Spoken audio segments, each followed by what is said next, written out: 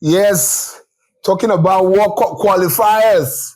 Two countries that are sister country, Nigeria and Sierra Leone, seems to be walking on a tightrope. Tightrope in the sense that they had the opportunity of playing creditably well from the outset, but somehow they fumbled, they fondled, they flattered, they missed opportunities. When Sierra Leone was supposed to take Guinea-Bissau to the cleaners, they sat back and Guinea-Bissau got the equalizer. Nigeria, on one hand, lost to Rwanda, lost to South Africa, and somehow they are seated on the third position. And they're now waiting for South Africa to either lose the 3 points that they're expected to be sanctioned for fielding an ineligible player in the presence of Turbo McKenna. But only God knows when that opportunity is going to come for CAF and FIFA to take that decision instantly. In the meantime, Nigeria is sitting on third position. And somehow, the Leon Stars, they came roaring like the Lion Mountain that they are when they went to Liberia and defeated Ethiopia by 2-0. It was the first time that we saw a resurgent Leon Stars playing fluidity football. And with me, as always, I have my teammates in the house. Huspee, welcome to this edition of Offside. Thank you, Ken, and thank you, viewers, for tuning in. I'm glad to be here. Yes, we're glad to be here. Here we're going to be talking about two sister nations that have one thing in common. If you look at Nigerians and Sierra Leoneans, will look the same. And these are our brothers. Don't forget that when the war came here, we stood alone and said, no, Sierra Leone will be great again. And truly, the country is rallying to be great again. And now here we are for the World Cup. One of the things that I've seen in this our dear nation, Sierra Leone, is that football is a unifying factor. It is something that brings all of us together in spite of party divide, tribal sentiment, or whatever. But when it comes to football, the entire nation come together. And fortunately, we have one of our own, Mohamed Kalon, as the person in the helms of affairs for the Leon Stars. What's your take with the way the Leon Stars are playing currently, and what do you have to say about that sublime victory against Ethiopia? To talk about the two nations having things in common, there is another common factor. Both teams are sitting in third position in their various groups. I'm hoping that their opponents will lose. Yes. With the Sierra Leone performance, I think it was really outstanding. We saw fluidity in terms of play. Yeah. The interchanges were great. The position of players, I think it was just excellent. Right. There was a point in the game, I think, especially in the second half, when Ethiopia came out blazing. But I also saw the resilient part of the team, especially in the defense. The calm presence of Jumaba was so sublime. It shows how much he has grown as a player. Exactly. You know? There was a point where an Ethiopian player turned him inside out when he was running towards our goal. But another defender came and nicked out the ball you just snuffed out the ball for a goal kick. Was it a goal kick or a throw in? So for me, we have seen in previous years when the national team is playing, we call it boom bamboo. When they get the ball, they just kick it out anywhere we do good. In local parlance, police ball. Yes. But what I saw in the Ethiopian game was this sense of playing responsible football, and the players are comfortable with that as well. We have a raft of talent. The more we have them gelling in, the better it will be. For me, I think we have better hopes for the future. We might have just lost out on this one, but never say never. That should be the spirit for the nation. Yes, never say never, because when you talk about football, there are a lot of unpredictable stuff that can happen. But one of the things that I also found out in that match, just like you said, the calming presence of Jumaba, and especially that second goal, was like the kind of goals you see in the World Cup, you say, no, this can never happen. The moment Juma Bajo flicked that ball from, because Leon Stars were under attack, and he just flicked that ball out, and this guy just took the ball with his chest, and the way from the point where he ran through the entire pitch. But at the point, I had my heart in my sleeves, the way I felt he was going to lose that goal, because he had somebody very close to him that would have just notched that pass, just simple pass, but he chose to go all the way. But the fortunate thing is, at the end of the day, he scored a wonderful solo goal, which is a plus for Alassane Kuruma. So credits to him. I think he has really etched his name, because no matter what happened in the annals of our football history, his name will always be remembered for that solo effort. Now, you're looking at the way Leon Stars play. This is a country, or rather a team, that have been going through ups and downs. There have been a lot of coaches that have been changed. That's another similarity between they and the Nigerian Super Eagles. Coaches have come, coaches have gone, a lot of players have come, a lot of players have gone. How would you rate the tactical know-how of Mohamed Kalon currently, with the way the team is playing? Before going to that, I also want to re-echo your sentiments around that solo goal. When I saw that, I stated that it's one of the goals of the year. I think, had it not been that the voting for this year's Ballon d'Or, including the I know, right?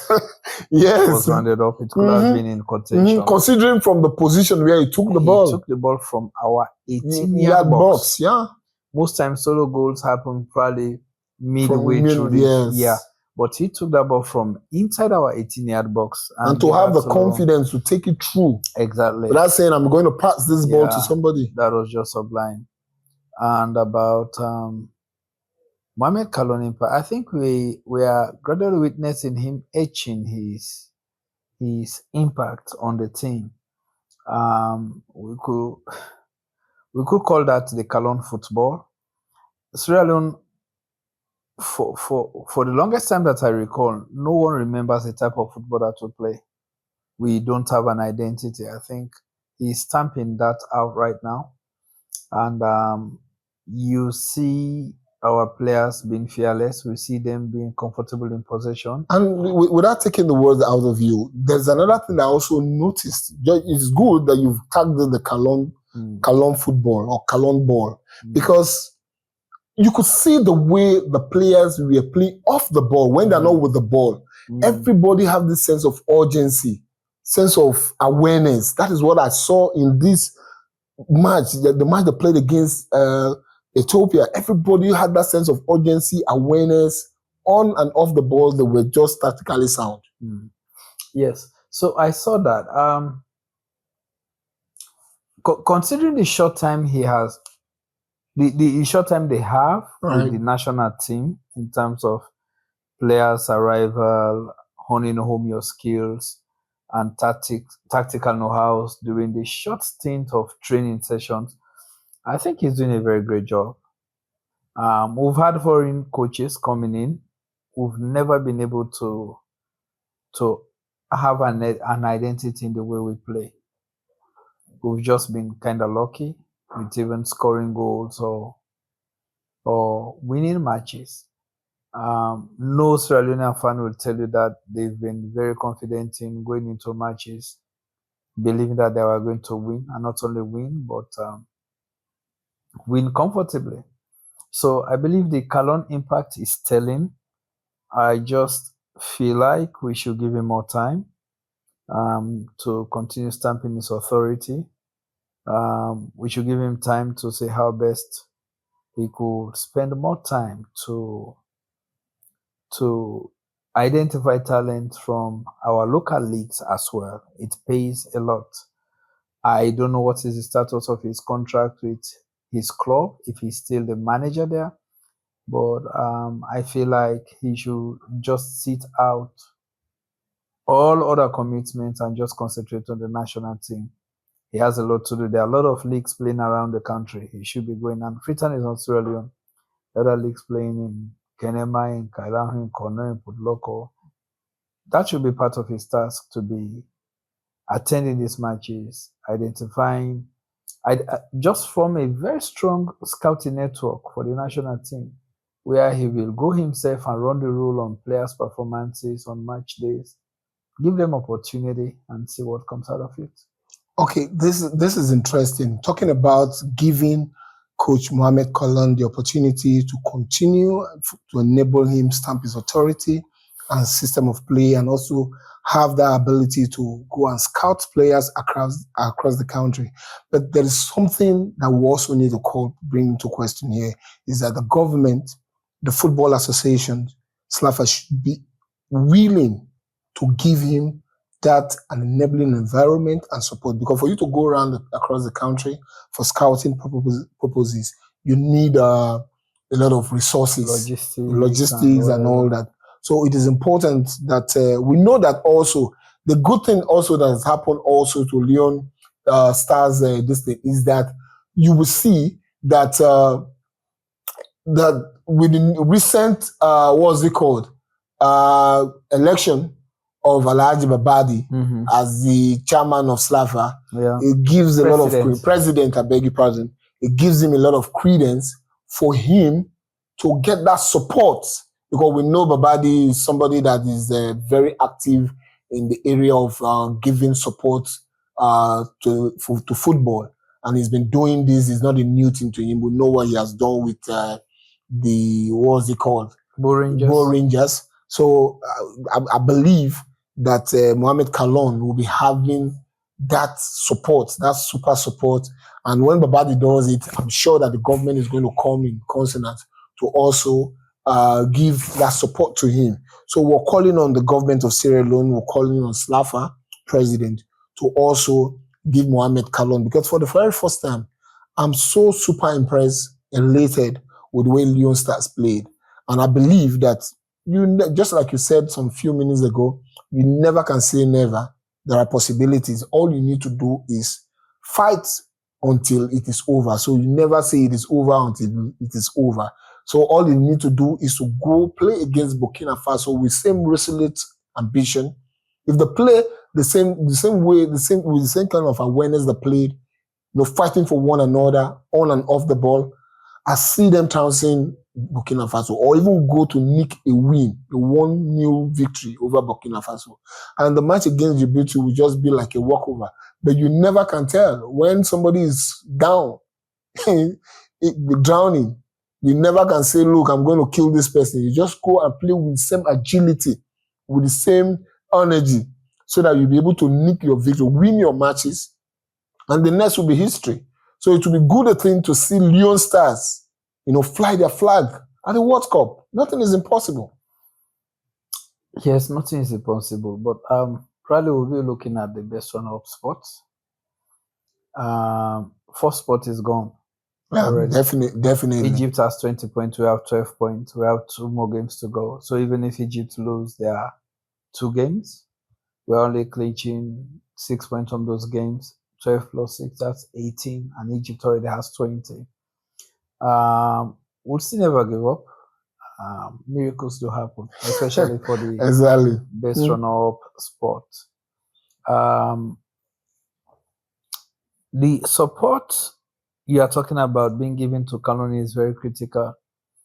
But so far so good. I've not heard anything. I've not seen anything in the press about these ground tool issues, players' logistics being delayed, having players going on strike, asking for payment. We've not heard that so far, which is a good sign. With the current or with the new president, we are expecting him to be more innovative. He's a football man. He owns a club. We know he has experience in running a football institution. True. This is a grander scale anyway, talking about the national team. But I trust that his experience will be able to sail him through.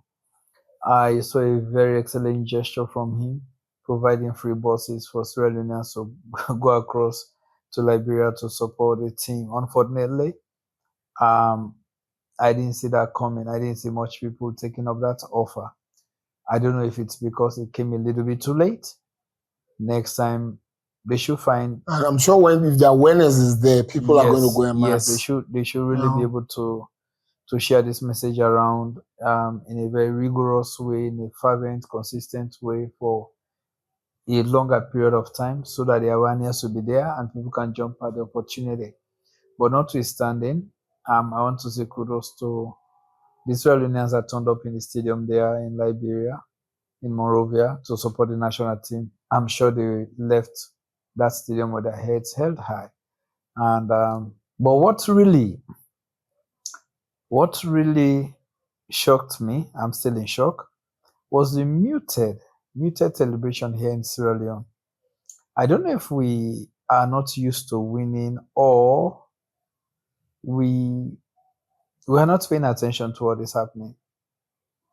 The publicity we've had for recent international matches where the whole nation gets this grip of football, I didn't feel it for this match, even though it stood out as one of our best performances. We didn't get that fever pitch here in Sierra Leone. It happened in minute corners, in some groups, online, platforms, but I didn't see that fever pitch impact here in the nation. Do you think it's because fans are nervy that what are we going to celebrate that we're not going to qualify? I think it has to do with more of publicity, in my opinion. Okay. Come rain, come shine, your national team is your national team. Support it to the core, no matter what, even if it's friendly matches that they're playing. You should be able to support them with your utmost best. And I also feel like the national supporters group has a lot to do.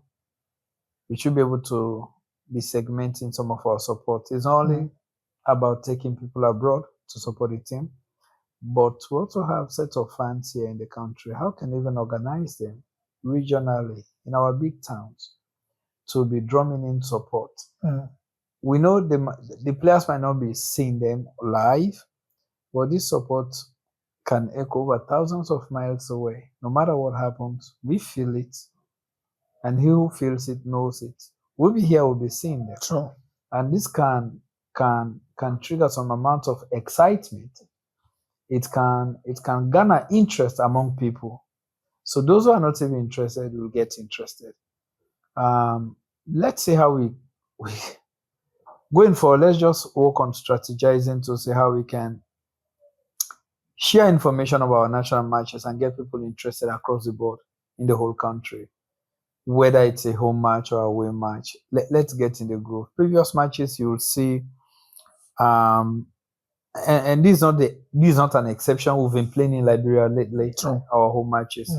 We've been seeing on the streets of Freetown people displaying the flags of the national team on their cars, on the motorcycles, on the keke, some even. And it's even now that the support needs to be on the rise, especially when there is possibility that Leon Stars are going to qualify. You'll see the Leon Stars regularly on the streets of Freetown and in major cities. You'll see flags flying at half. Or do you think that the global economic challenge is another thing? Because first of all, you need to have had food in your stomach for you to have the energy to go out there and start screaming. That's a discussion for another day. Anyways, talking about rigorous it is for the Super Eagles of Nigeria.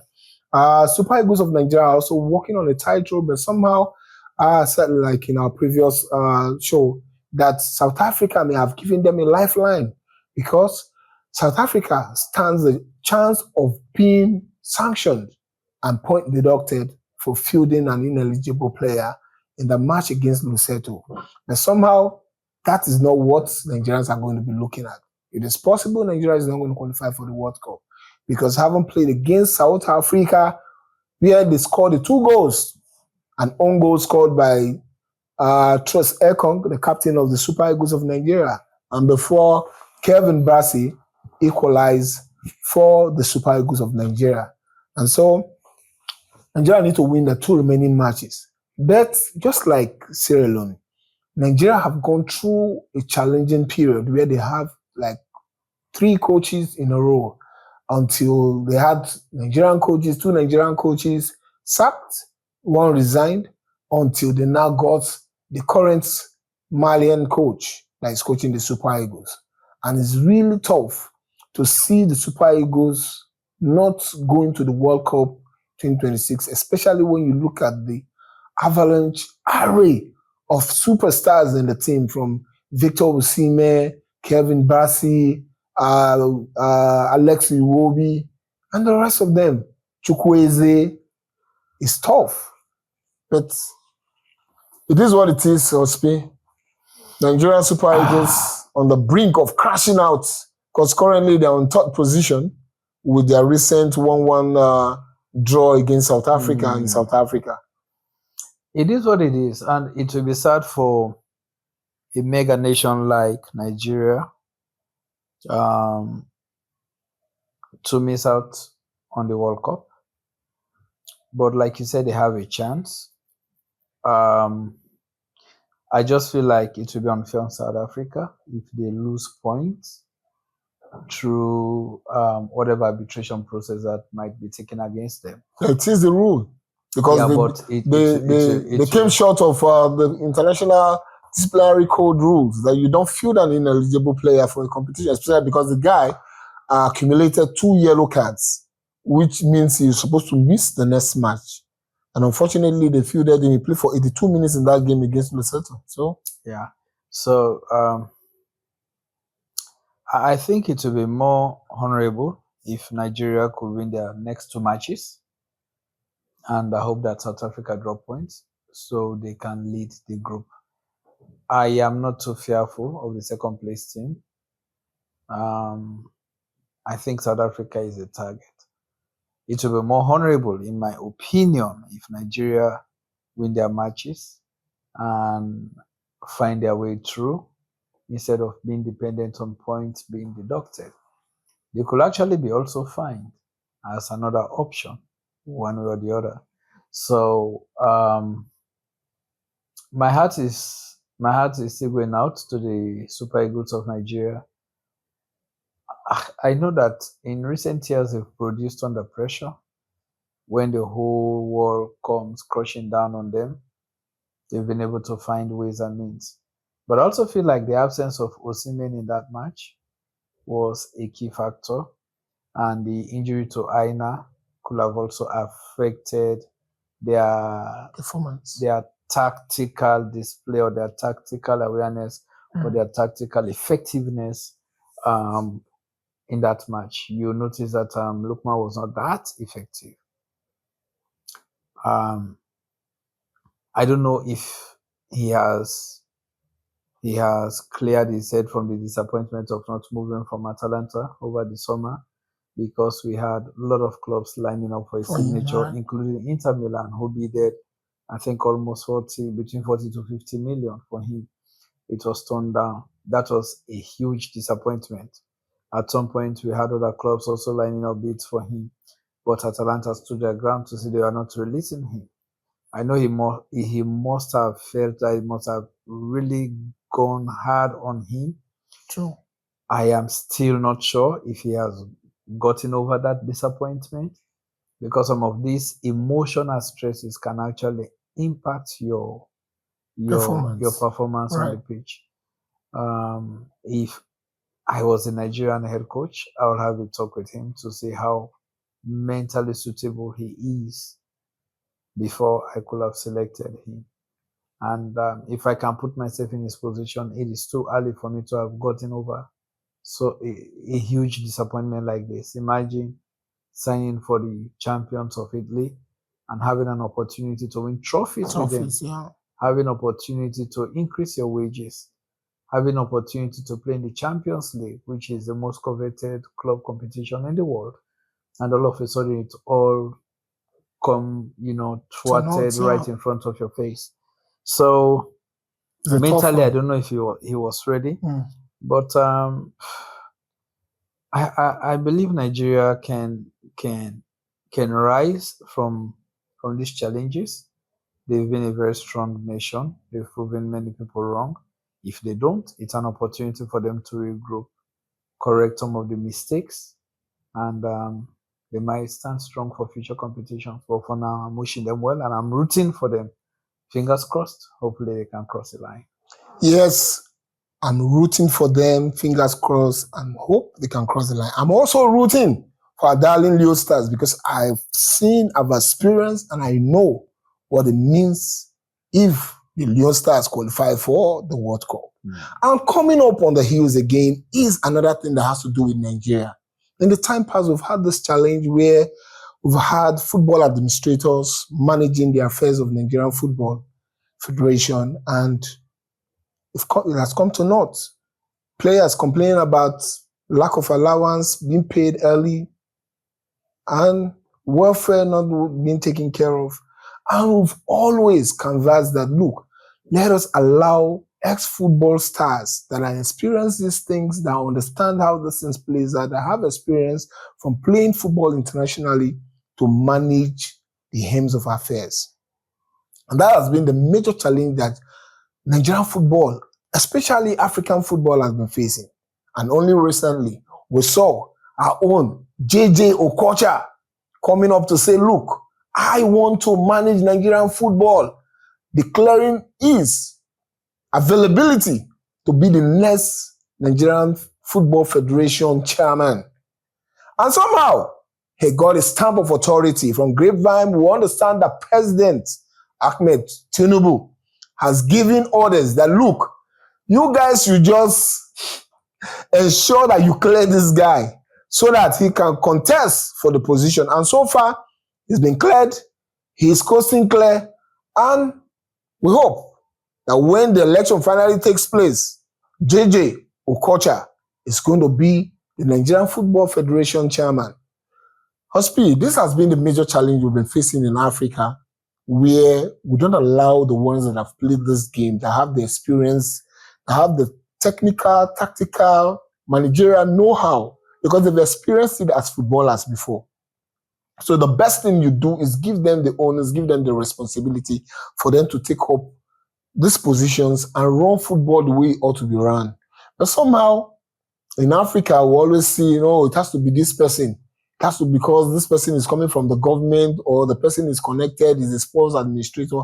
Being a sports administrator and an ex-footballer is something that are two different worlds.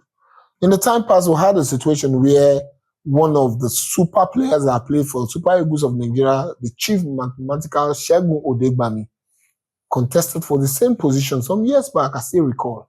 But somehow they found a way of ensuring that they disqualified him.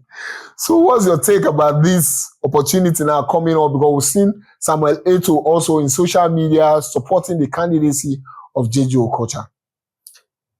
The leadership in African football is very dynamic and it hinges on many factors. It is not limited to the experience that the players have. It's not a ticking factor that because you have played the game, that will ultimately make you a successful leader. There is this ex-Zambian footballer who was very popular, I've forgotten his name. Kalusha Buaya. Kalusha. Yeah. He had a stint as the FA president, and it's one of the worst in Zambian football history. Eto'o is trying in Cameroon, but there are a lot of frailties. So imagine years back when we were watching Nations Cup, you saw these powerful team bosses that were conveying players and technical team to football matches, to trainings. Every nation was assigned a boss. And a year or so later, after the Nations Cup rounded up, no traces of those bosses could be found in Cameroon. They all disappeared. That's an endemic challenge in They all Africa. disappeared. And recently, I was watching an interview of the National Sports Authority head here in Sierra Leone, Emmanuel Safabulai. He was expressing disappointment as to the amount of money owed to traveling agents here in Sierra Leone who have been busy dishing out tickets to them to travel back and forth to the national team. The money is it's in huge quantity owed. And so the agents are now even refusing to do their own part for the national team to fly around. So in Africa, at times you might have the goodwill, but the processes that it takes for resources to become available is another thing. The bureaucracies. At times, the resources are just limited in supply. So what do you do? Recently, I had a government minister saying because of the bureaucracies in processing document approval and money to be given out, he prefers, as long as he has clearance from State House, he prefers to pre-finance his trip, buy his ticket, do all that, pay his hotel bills, and when he comes, he gets refund. He's showing love for the nation, but that's not a good fiscal policy. You cannot pre-finance, continue pre-financing when there should have been resources available. I can understand. Like, so talking about the Leon Stars team, they already have these fixtures in place. They have months to prepare for them. So some of these logistical nightmares could have been Taken handled care of. earlier. Yeah, true. But because of corruption, which is really endemic, where you might even see top officials carrying physical cash on Cash. them, which is really not, it should not happen. It should not happen in an ideal world. And you'll see people on the national team delegation who are not even connected to a national team. You'll see officials taking girlfriends. So how do we correct this malady? Because it has become something that has become a way of life in Africa. It's a mindset And thing. it is really affecting the way football is being run. Because from what you're saying now, in essence, it means that you need to be a seasoned administrator, not basically an ex-footballer for you to handle these things. Because as an ex-footballer, or yes, you know that playing abroad, you don't go through these challenges. Everything is provided for you at your beck and call. So if you have to start going through these challenges of, just like you said, the man, because he loves his job and he believes I'm serving my nation, the moment he gets approval, he doesn't want to go through that long process of waiting for when this fund is going to be made available. Because most times when he's going to wait for this funds to be released, he might even miss his flight or miss the opportunity of what he's going to do abroad for the nation.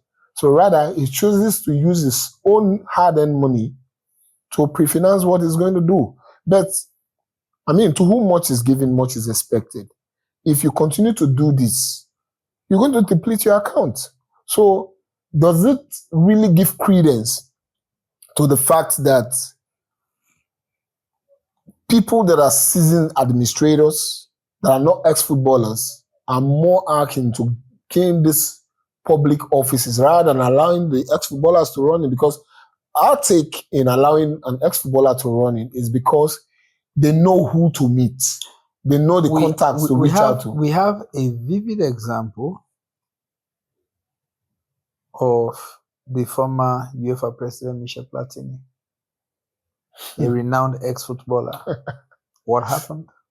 So many head rolled in that. So for me, it's just about mentality and mindset. You might have an ex-footballer with the same mindset. He will ascend to that seat and do nothing. No, nothing. True. So for me, it's all about loyalty. It's all about maintaining your integrity. And it's all about making an impact. You having an urge to make an impact so that the nation as a whole benefits from that. It's disappointing in, let's say, Sierra Leone, you hear people in authority. I had an interview once, somebody was saying you can use 99%, is it 99 or 98% to do government work, the 2% you can keep for yourself. That is basically indulging people to be involved in corruption. And when some of these things happen, nobody is answerable. The other day I was in the hospital. I think we were texting. Yeah. And I told you, I sat in that hospital for almost 3 hours. Nobody was on that seat. And you had like almost 20 plus people waiting. This is a hospital, for God's sake, where personnel should be on call 247. But again, the mindset. And when they came, they were treating us as if they were giving us opportunity or they were offering us whatever it was. It's Privilege disappointing. service. Exactly. It's disappointing. So for me, we should go back to our roots. There are basics that we have missed out on, especially this generation. There are taboos that we have now accepted as a norm. This morning, no, I think it was yesterday or so. Yes, I was in a taxi, and a certain police officer just stopped the taxi and said, park over there, and come here. And I told the driver, don't come down, let the police come. Because what was happening at that point was, they will stop you, you come down, you go into a hut and drop them money. They call it booking for the day. So I told the police officer, call that female officer, call her. He said he did. Actually, he said he did. But the police officer refused. But on another day, like 3 weeks preceding that, the police actually came and I asked him, why did you stop this man? He was like, no, I did not stop him. It was another vehicle. I said, no, you demanded that. No, sorry, sir, it was a mistake. You can go. And this is so blatant right now. Police stopping, it is just blatant. You have those on patrol, they will just come and stop in the middle of the road. You just come, you book, and that's that. Whether a vehicle is in good condition, it's not in good condition, it's roadworthy or not, they just don't want to know. So some of these things are crippling into the fabrics of society, and it goes right up to the upper echelons of society. And some of the impact we'll be having are some of these backlashes, which taints the nation in a very negative way. There was this other story the other day. I think it was the Ghanaian national team. They had to fly cash, physical cash, from Accra to the World Cup venue to pay the players because they went on strike. Same mentality. No human being is perfect, but putting your work first, putting the interest of the nation first, should be like a marker. You can only be measured by your success, by the amount of impact you make and the lives you have touched. Yeah. And you'll only be assessed as a very good leader when the foundation you laid still continues to provide the platform for others to work on years after you have left the scene. But our leaders just thrive in making what I would call makeshift impact. And as soon as that shows up, they get themselves in their normal skin and the rest becomes history. My very wish for the new president for the SLFA, Alhaji Babadi, is that he should continue taking new trajectories, deviate from the normal procedures that probably had stalled the national team in terms of personnel, in terms of management of resources, in terms of preparations and technical aspects of the game, to a level where everybody will be eyeing him to say, this is good, this is a marker, this is a hallmark. Let's replicate this. Let me tell you what we are good at here in Sierra Leone. We are good with documentation. What we have on paper in terms of policies are astute. They are powerful. You stand anywhere in the world to make presentation, everybody is impressed. And that is why when you come to these metrics, when they measure, at times Sierra Leone goes right up the ladder because people see or they hear some of these policies, it sweetens their ears. They think these are the things you need to do. I was in Ghana the other day with some guys, and my man made a presentation. He's from the Ministry of Education. People from Africa, the Egyptians, the South Africans, Senegalese, Botswana, these big countries in Africa who are very up. They are way up there. They who are very good in education and standards. They are way up there. They were flooding in that guy's hotel room, knocking every minute, every second. Please share your presentation with me. These are things you need to do on account. Share your presentation with me. But this presentation the guy did were things that were just on paper. We are very good with this. So for me, it's high time we change the narratives. We have to do more than what we say. We have to put Mama Salon first, because at the end of the day, we'll be held culpable. But at times, when you put people in position who are more needy than serving the needs that they met, they get themselves enriched first. Wow, that's explosive. And one of the key takeaways from what Huspee said is that we need to be blatant and resilient in doing the right thing. And talking about being blatant and doing the right thing, we hope that JJ Okocha, when you finally know this position, that you're going to make a market change for the Nigerian Football Association. Just the same way as we are expecting Babadi, the president of Slava, to do a remarkable thing with the things he has been doing with Bo Rangers. So it will not be an exception, because we expect that it's going to be a marquee period for Sierra Leone football. And talking about being blatant also, it is also an opportunity for you, the youth, in the public places, schools, wherever you are, football pitches, in the corporate setup, to do a blatant thing. Because Huspee knows what we're preaching against, kicking against drug. One last word from you to the viewers, to the fans in Sierra Leone, and globally also, for them to stay away from drugs.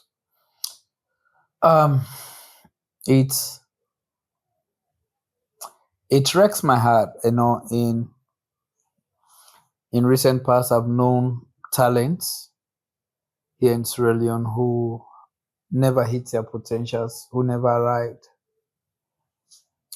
One problem we have in Sierra Leone that I've noticed is that as soon as you are on your pathway to stardom, you become a little bit popular, it gets into their heads.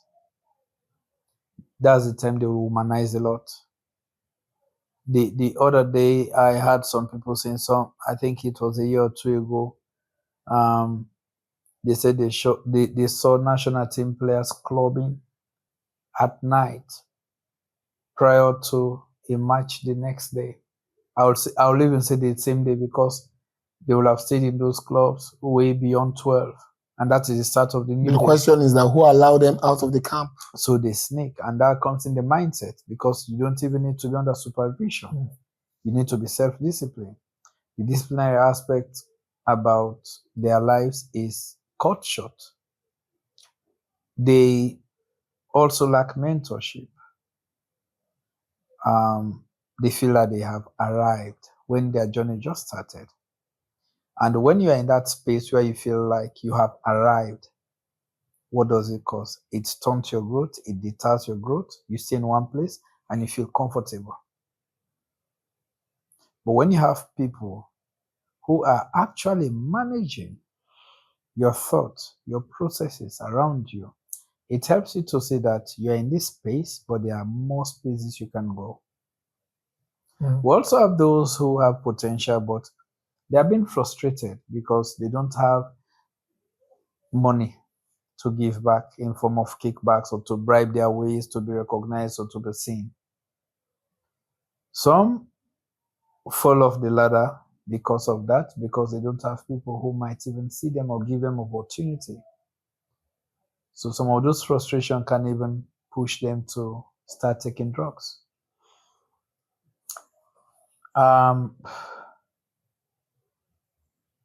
Our youths in this country, you have potentials to be the next Mohamed Kalon. You have potentials to be the next Musupele.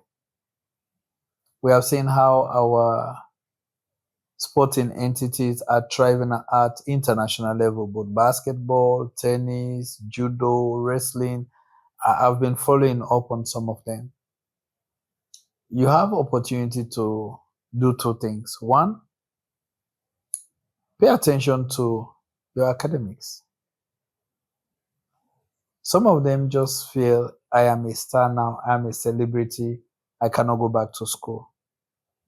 If you're ashamed of even sitting down in classroom, there are many other courses you can do online which can help you, because your footballing knowledge, your sporting knowledge can only be complemented by something that broadens your mental horizon to think better, to analyze better, True.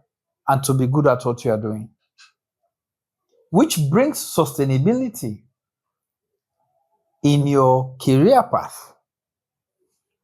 So my advice to you is, don't forget to be educated. Get that education. You need it. You need it. And secondly, be guided about people who are around you representing your interests. You have to be thoroughly guided. There are some people around you who are just interested in milking you off from the resources that comes your way because of the skills that you have. They misrepresent you. They even underrepresent you because for them, their interest comes first. So get educated. Be wary about people that are around you, even friends who I would say at times as Trojan horses. They are just like people sent by a village people to ensure that you don't progress but you retrogress. These are the ones who will be finding babies for you. These are the ones who will be pushing you to take drugs here and there to get enhancement in terms of endurance on the pitch or wherever you might be. Be careful of those people. And thirdly, be very, very disciplined about the skills that you have, how best you want to improve yourself. Till this day, with all the stardom that Cristiano Ronaldo has achieved, I still learn that he's the first in training, has the last from training. That's the kind of discipline you want to have. Sometimes you might not be spotted early. It takes time. But at the appointed time, when your time comes, you'll be spotted. But even if, let's say, you are not spotted, you cannot resort to drugs as a form of comfort. It's going to degrade you further. There are many things you can do. If football fails, take another path. You have hands, you have feet, you have these to reason out. Use them to make yourself useful. Avoid drugs. As football people, as sporting people, you've already seen how drugs or the impact of drugs have ended the careers of many. True. We are now seeing Paul Pogba picking up on something that he was probably not deliberately guilty of. This brings in this just hones home what I was talking about, the people around you. You have to be careful because not everyone around you is happy for you. True. Some will be happy to just be around you to get what they need to get from you at that time. Moment, yeah. So educate yourself, stay away from drugs, surround yourself with the right people, and be disciplined about your skill. Be focused. It will take you up there someday. Wow. That is what I would describe as one good word is good enough for the wise. You've heard it from Huspee, from here. Together, we can beat this drug thing if you put your mental focus to play and allow your skills to sell you. Drug has never been able to help anybody. It will mar you. Until then, from Huspee to me, it is stay tight. It is the offside. Thank you.